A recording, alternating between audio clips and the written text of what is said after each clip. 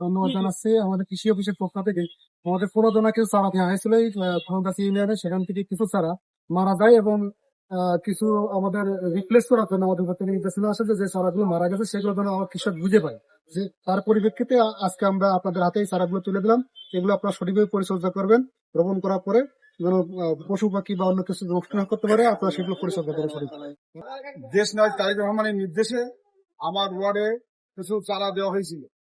তো চারাগুলো একটু ছোট ছিল, ওই জন্য কৃষকরা নেয়নি। পরবর্তীতে আমি নিয়ে রাস্তার ধারে লাগাই। তো মানসম্মত না হওয়ার কারণে গাছগুলা মারা যায়। তো আজকে আবার নতুন করে গাছগুলা দিচ্ছে।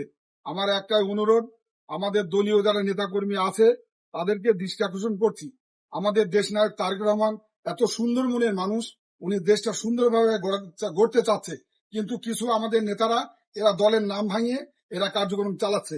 আমি আশা রাখবো যে নেক্সটে কোনো সময় যেন এই দুর্নীতির সাথে জড়িত না থাকে। আর আসলে মূলত এখন যা দেশের পরিস্থিতি, আমাদের নেতারা যদি সরকারি লোকের পাশে যে দাঁড়ায়, যদি সুন্দর নির্দেশ দেয়, ভালো দিক নির্দেশনা দেয়, দেশ ভালো হবে। ইনশাল্লাহ আমার দেশ নায়ক তারেক রহমানের মুখ উজ্জ্বল হবে।